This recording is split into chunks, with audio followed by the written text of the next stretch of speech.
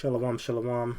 This is Brother Gabar Allah coming back with another video through the spirit and power of Yahweh Bahashib Yahushai Bahashem Rakah HaKodash, the blondest to the apostles and elders of Great Millstone GMS. And shalom to you brothers that are out there pushing this truth and sincerity. Yeah, so I'm gonna go into the topic of disruptive technologies, and I believe AI is one of them. And AI, man, it's gonna probably take your job in the near future. So I found a video here called "Is Chat GPT Coming for Your Job?" and this is from CBC News, The National. This is a Canadian news station. It was posted March 3rd, 2023. With AI becoming more powerful, disruptive technology expert Joel Bild and PR executive Dara Kaplan break down how programs like Chat GPT will likely impact white-collar jobs and disrupt the workforce as we know it. That's right. So technology is going to disrupt the workforce, and it's not just white-collar jobs, it's also blue-collar jobs as well, in my opinion. A lot of these jobs are becoming more automated, especially these warehouse jobs, these factory jobs. You have machines taking over. So now you humans, you average workers, you're taken out of the picture now, right? And it kind of reminds me of what Klaus Schwab said, the founder of the World Economic Forum. He said, "You will own nothing and be happy about it." And if you don't own nothing, that means that you don't have a good job, pretty much, right? And it's deeper than that, because really, they're really trying to take your soul, because it comes with an MOTB, a system that's gonna make you poor and not own anything, pretty much not own your own soul, right? But technology is a part of this, especially AI technology. Now, if you're not familiar with Chat GPT, I pulled up the definition for it, and it stands for Chat Generative Pre-trained Transformer. It is a revolutionary AI technology that helps a user to search for long-form question answers. That's right. And this reminds me of Daniel chapter 12 and 4, how knowledge shall be increased. And I believe it's done really through the Internet of Things and also through AI. Especially, that's the new thing that's out. That's what's being pushed out right now to the general public. AI was always around, but it was only given to a specific few. It wasn't given to everybody. Rich people and scientists and the government, they had control of AI, and I believe the AI that they have is far superior than Chat GPT. This is a low-level AI, so you know how it works. But this is where we're at. Knowledge being increased. We're in that time of what the scripture says in terms of Daniel 12 and 4. So yeah. Actually, no, let me pull it up before I get into the video. This is Daniel chapter 12 and 4. "But thou, O Daniel, shut up the words and seal the book even to the time of the end." Yes, so nobody's going to get the book, get the understanding of the book. They won't be able to understand it, especially back then. But thankfully to Yahushua and what he did, pursuant to Revelation, the 5th chapter, he loosed the seals, the 7 seals that are on the book. But going back to the time of Daniel, nobody really understood the book in terms of what was written in it, because the prophecies weren't going to fulfill in that time as well. So what do I mean by that? If you were to go into what is it, nuclear destruction, nobody would be able to understand that back then, but we can understand it now, right? Because of the symbols, because of the words. When you look it up, we have a better understanding of the MOTB. Why? It's because we're living in those times, right? And it's just now time for us to get it, all right? So it says, "Many shall run to and fro, and knowledge shall be increased." That's right. Knowledge is being increased every day, right? Every minute. And that's done through the Internet of Things. The Internet of Things, quick definition, describes a network of physical objects, things that are embedded with sensors, software, and other technologies for the purpose of connecting and exchanging data with other devices and systems over the internet. Yeah, and then that goes into your routers, your smartphones, your softwares, what is it? Your iPads, your tablets, your smart television, your webcams, yeah, and all these different types of softwares that are out here, like Facebook, social media. That's all about connecting and really exchanging data with others, Okay, so that's the Internet of Things. So knowledge is being increased. And this paved the way for AI, man, artificial intelligence. All right, so I'm going to get video. I'm going to play it. So bear with me. It's about 6 minutes long. So if you're involved in writing things, is ChatGPT coming for your job? Joel Blitt is an expert on disruptive technologies from the University of Waterloo. And Dara Kaplan is the president of a PR company in Miami. And welcome to both of you. Great to be here. Thank you. So Joel, I assume the software, which already is frighteningly impressive, is only going to get more powerful and more sophisticated. Are there certain fields, do you think, where people should be worried about their jobs? Absolutely. I'd say there's many fields.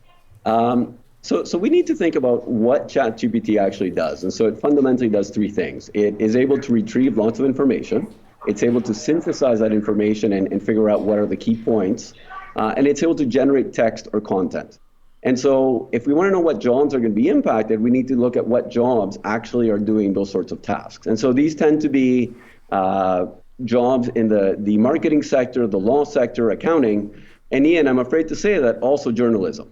Now, of course, that doesn't mean that all journalism jobs are going to be lost tomorrow, because we're always going to need humans in the loop. We're going to need humans to provide judgment, critical thinking, communications.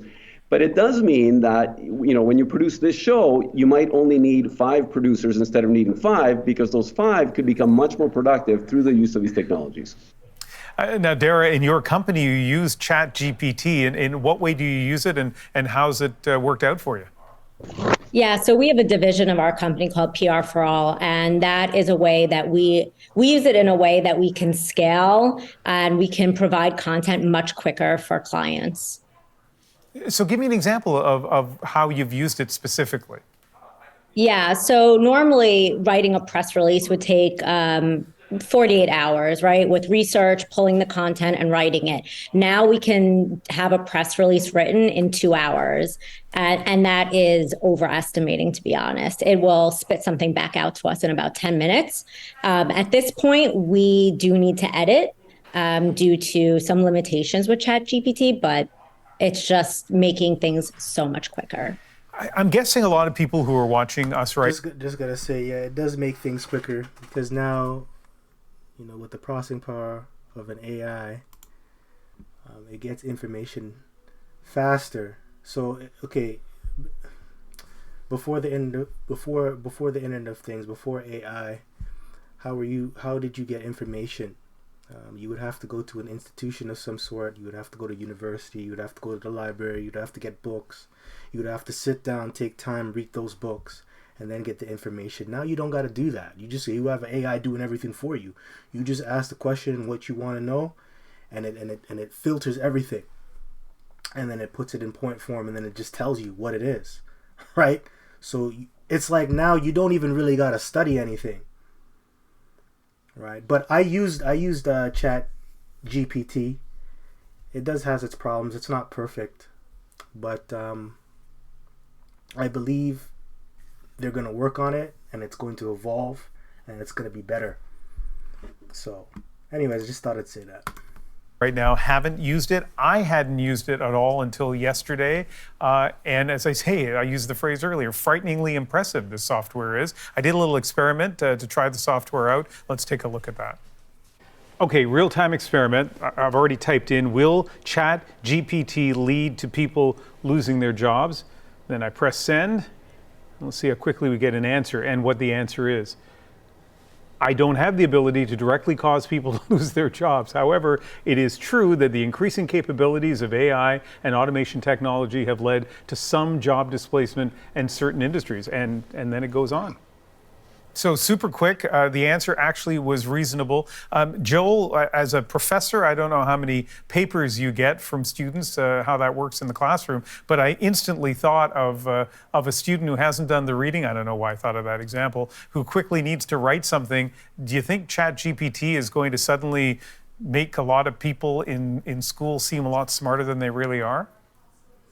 I think maybe to some extent, and there's some, I think, wrong-headed calls to ban the technology altogether. But at least for now, it's not at the level where it's providing such good work that a student could do no work and just submit a ChatGPT written essay. I just don't think it's there yet. You really need to take the output and then iterate on it many times. So I see it more as an aid in writing than as something that's producing a finished product.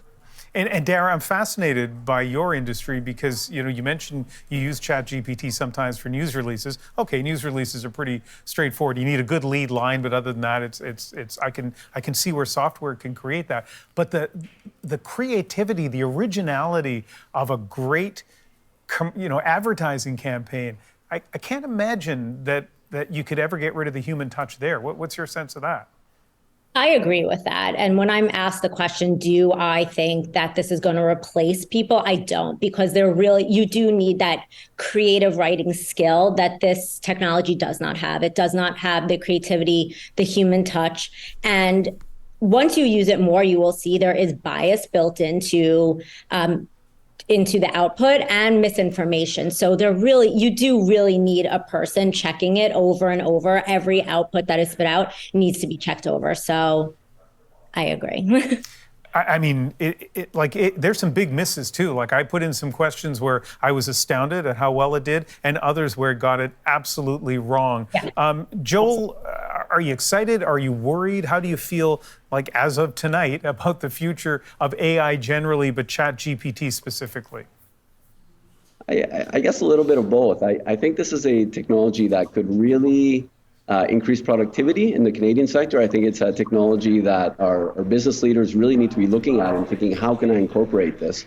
But at the same time, it's going to have pretty serious impacts on society. There's not just a loss of jobs, but possibly increasing inequality, because some folks are going to benefit from this technology. They'll become more productive, and others are going to be displaced. And so every technology has always there's been winners and losers, has affected people differently, and it'll be the same with ChatGPT.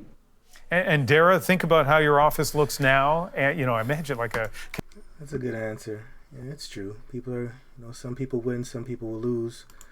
Now I'm just gonna go on to what Elon Musk said years ago, back in 2014. It says, Elon Musk, we are summoning the demon with artificial intelligence. And the demon is right. That's the right word to use, because I believe people, man, when they get used to artificial intelligence, their knowledge and their understanding of how things work is going to make them become more discontented in their faith and in their spiritual life. And also they're going to plateau when it comes to knowledge, because now they're going to put this above the knowledge of Yahweh B'Shem Yahushai. And I believe, man, this is going to turn into idolatry. Right, this is going to turn into idolatry. People are going to actually probably start to worship this shit. I believe that. So that's what I think of when reading this. But it says, while he believes smart machines can take us to Mars and drive our cars for us, Musk remains worried that artificial intelligence holds a darker potential. Yeah, it does, because you're gonna go into idolatry, idol worship. That's where it's really headed. The knowledge of this world is foolish, because that's all AI is processing. It's really just processing the knowledge of this world and what we know, what human knows, what mankind knows. So it says, Elon Musk, a chief advocate of cars smart enough to park and drive themselves, continues to escalate his spooky speech when it comes to the next level of computation. The malicious potential of artificial intelligence continues to freak him out. With artificial intelligence, we are summoning the demon, Musk said last week at the MIT Aeronautics and Astronautics Department's 2014 Centennial Symposium. all those stories where there's the guy with the pentagram and the holy water, and he's like, yeah, he's sure he can control the demon, but it doesn't work out. That's true. It's just going to get out of control. And a demon is really something that's of higher intelligence. And maybe that's what he thinks. Maybe it's going to evolve and get smarter than human beings. Probably. I don't know. But you really can't control a demon, man. You really can't control it, especially if you summon it and you conjure it. But anyway, it says this has become a recurring theme in Musk's public comments, and each time he warns of the AI boogeyman, it seems even more dire. And that's just his thoughts. So I just thought I'd share that, but let me get a scripture. Revelation chapter 13 and 15, and he had power to give life unto the image of the beast, that the image of the beast should both speak, and cause that as many as would not worship the image of the beast should be killed. And you know what's a part of that beast system? Obviously, we know it's democracy. It's you know, the Romanized system. That's really that beast system, right? That's a part of the beast. But I believe what comes with it as well, because it's a system, it comes with technology. It comes with AI. It comes with the MOTB, and I believe the MOTB and AI will go hand in hand. Now, I'm not saying that this is that, but I'm just using this to show you that it's a part of that beast system, right? I'm not saying the mark is AI. That's not what I'm trying to say. I'm just saying that artificial intelligence and technology is a part of the system too. Democracy, capitalism, and the Roman way of doing things, right? Yeah, so that's a part of the New World Order. And what's his name? Klaus Schwab is saying that because he's a part of the New World Order. You will own nothing and be happy. World Economic Forum, right? The Great Reset. So what comes with the Great Reset? Technology. Going from analog to digital. So that's what comes with the beast. Okay, that's what comes with the beast. I hope that makes sense. All right, I just don't want to twist the scriptures up. Now it says Revelation 13 and 16, and he causeth all, both small and great, rich and poor, free and bond, to receive a mark in their right hand or in their foreheads. And that's going into the actual mark, the branding, the charagma. That's something that's separate from AI technology. But it is a form of technology. Going into the RFID, you becoming a barcode, you being a human walking barcode. That's what it's going into, right? And everybody's gonna have to receive it. Small, great, rich and poor, free and bond, man. And that no man might buy or sell save he that had the mark or the name of the beast or the number of his name. There you go. All right, I just want to share this one real quick. This is from Yahoo Finance. Ford wants to allow your car to lock you out and even drive itself to an impound lot or scrapyard if you miss payments. So, yep. Autopilot mode, it goes on autopilot, which is a form of AI, whatever you want to call it. Now it says here, now this is very dystopian, man. Right. Now, why would you want to give a corporation that much power over your life? And I understand, you know, your delinquency has to be penalized, right? They have to penalize your delinquency.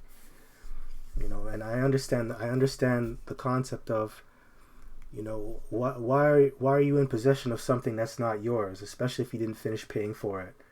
I understand you got to give it back. I understand that. But do you really want corporations to have that much control over your life? Because if this were to happen, you gave a corporation that much control, they can just remote control your car so it can drive itself back to the repo, man.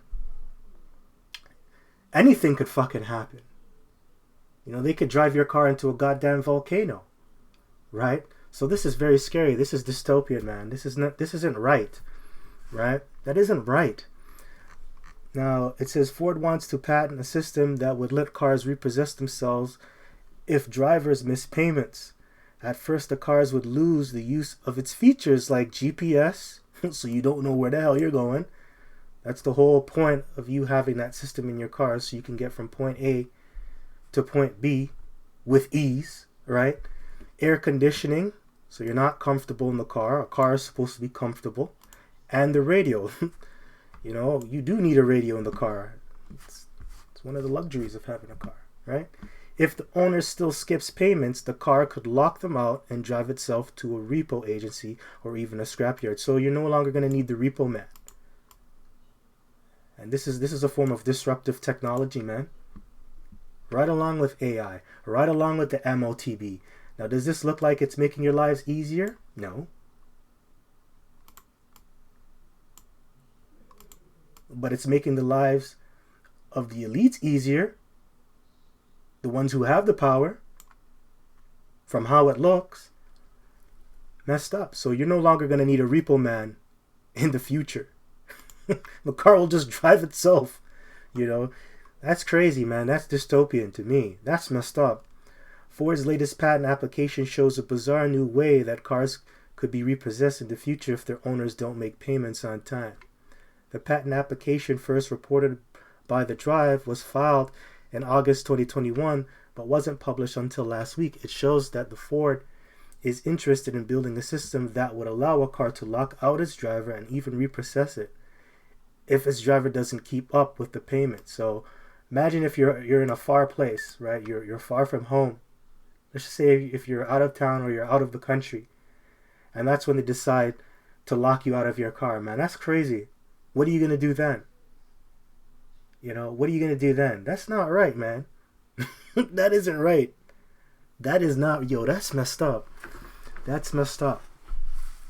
You will own nothing and you'll be happy.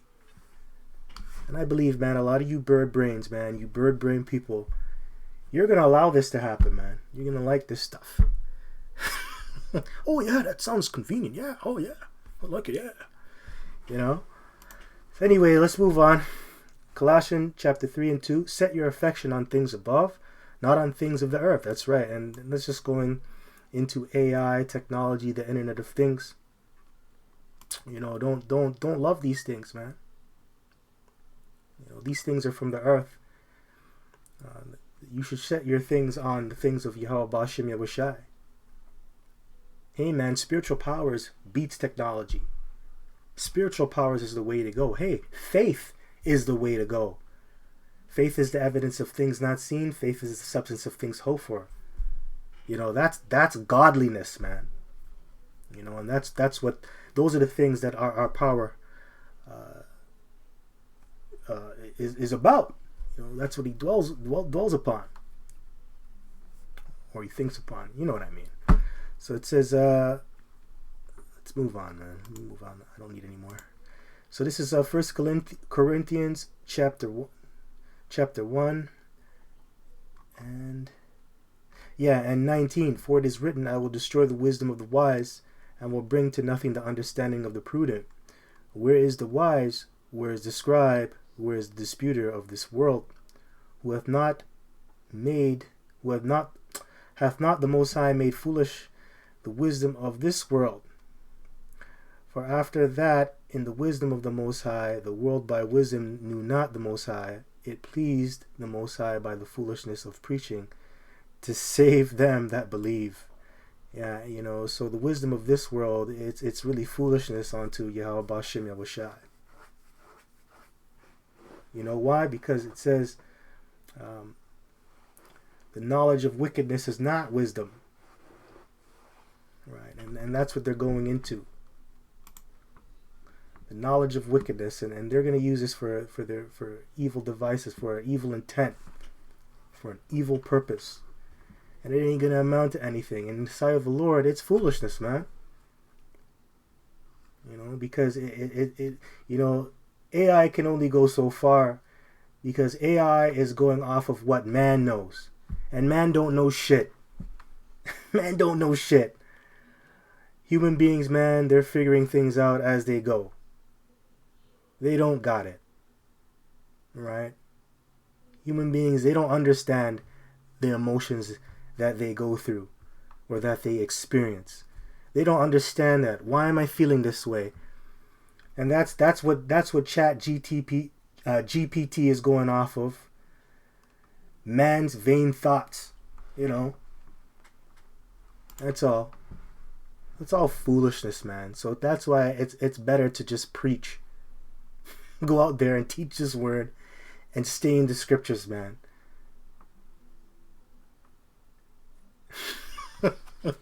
So the foolishness of the Most High is way more powerful than the wisdom of this world. How about that? Which shows you, man, the Lord, He isn't revealing everything onto us as of yet, right? There's just some things that He's not going to reveal onto us. But anyways, let's move on. Colossians chapter 2 and 8. And it says, it says here, beware lest any man spoil you through philosophy and vain deceit, after the tradition of men, after the rudiments of this world, and not after Hamashiach Yahushai, right? And because the philosophies of this world are vain, deceit, and they're very deceptive. There's a lot of deceit behind the philosophies of this world. And I believe, man, a lot of these philosophies, man, especially if you don't understand what you're reading and what you're getting into, especially going into the philosophy of technology and AI on how it works, I believe it's gonna create. It's really causing like the wisdom of man to compete with the wisdom of the Most High. That's where I see it going. It's like they're gonna put this wisdom, this knowledge of artificial intelligence above Yahweh Bashem Yahushai, and I believe that's gonna lead to their downfall. Because the knowledge that we have in this world, it just pleases men's fancies, right? And it also ruins their faith. And I believe AI technology, man, it's going to ruin the faith of a lot of people out here. I believe that. All right. Yeah, man. So it's also going to make people speculate about how powerful the Most High is, what's above, what is in heaven, what is on earth. That's what AI is going to do. Anyways, that's just my thoughts on that. So it says here, I'll read it one more time. Beware lest any man spoil you through philosophy and vain deceit, after the tradition of men, after the rudiments of the world, and not after Hamashiach Yahushai, man.